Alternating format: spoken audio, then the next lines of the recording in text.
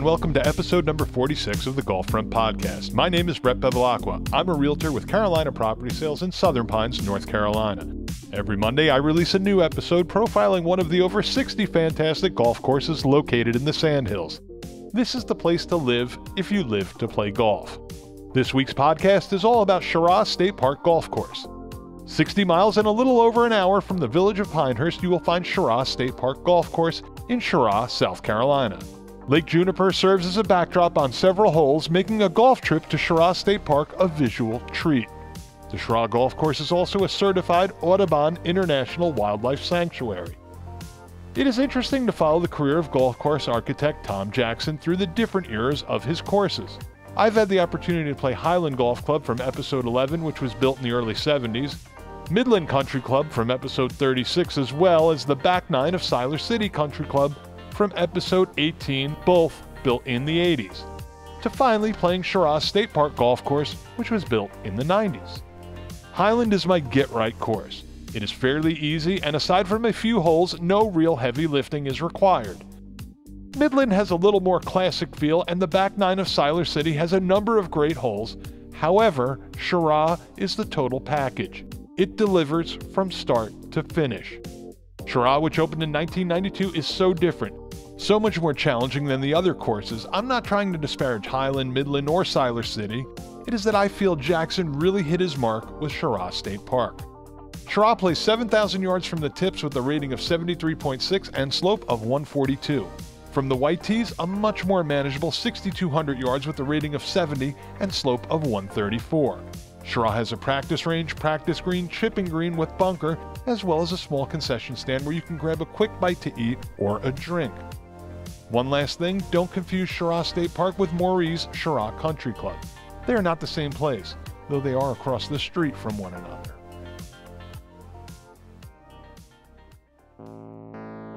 Cheraw kicks off with a relatively short, slight dogleg right par 4. Off the tee, keep an eye out for the bunker on the right, but the ideal position will be center right as the rough creeps into the fairway as it turns to the right. From there, you will have the best angle on your approach to a decent-sized and bunkerless green. The second is a lengthy straightaway par 5. Put your tee shot just to the right of the bunker and you may have a shot at getting to this smallish green in 2. The par 4 third is similar to the first, though only about 20 yards longer. The green is slightly elevated, has a bunker to the left, and you don't want to go over this green. The fourth is another par 4 similar in length to the previous hole. There is a tree in the fairway, keep your tee shot to the left, and you'll have a clear approach shot to a green that is well protected by sand and grass bunkers. 5 is a short par 3 with a small bunker just to the left of the green. The front of the green is pretty aggressively sloped from back to front, making front-side pin placements an adventure.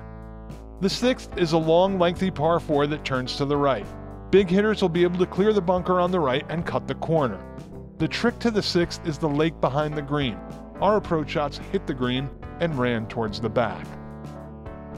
7 is a short par 5 that won't be easy to get home in 2. The fairway opens up, but the green is tucked away off to the right and is protected by a handful of large bunkers. 8 is the longest par 3 on the course, but only comes in at 200 from the tips and 165 from the white tees.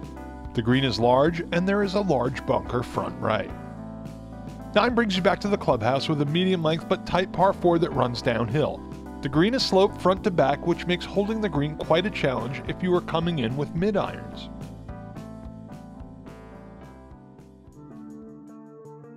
10 is a lengthy par 4 with a fairway bunker on the left that you don't want any part of. The star of the show here is the green that is aggressively sloped back to front. Going above the pin here will really open up the potential for a 3-putt. 11 is a brutally long par 5 due mainly to the dogleg that turns to the right. If you play it safe straight up the fairway, you will have no shot at reaching this green in 2. Off the tee, you will notice a gap in the trees, but you will need at least 270 to reach the fairway from the white tees.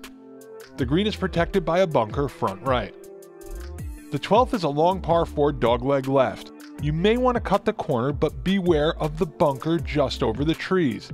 It will take a bit of carry to clear. The green is protected by 2 deep bunkers up front.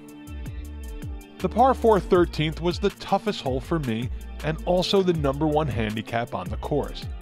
This dogleg left is long. Cutting the corner is tough as you'll need quite a bit of loft off the tee to clear the pines.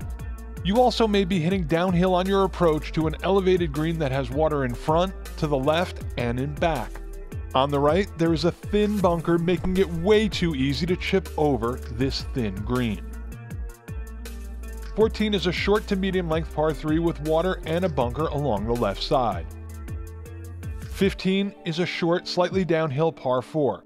If you can hit your driver long and straight, you may have a chance of getting there off the tee. 16 is another dogleg right. You can use the driver here to clear the bunker on the right. The green is thin and deep, and there is a bunker on the right side. 17 is another short par 3. The backdrop of the lake here is just fantastic. 18 is a challenging finishing hole. Keep your drive left as everything runs towards the woods and water on the right. This par 5 turns left and then runs up a hill to a series of bunkers in front of the green. Most players will need to lay up here as the bunkers start about 100 yards before the green.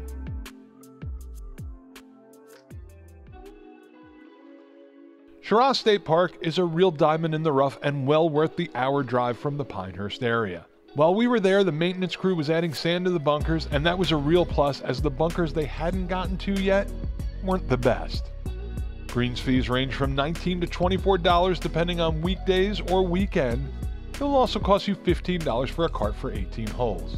I can't really say enough about this course, and like previous episodes, Kings Grant, Keith Hills, I wish it were closer to my home as it would be in my regular rotation. For more information about golf, check out their website at playcheraw.com or give them a call at 843-537-2215.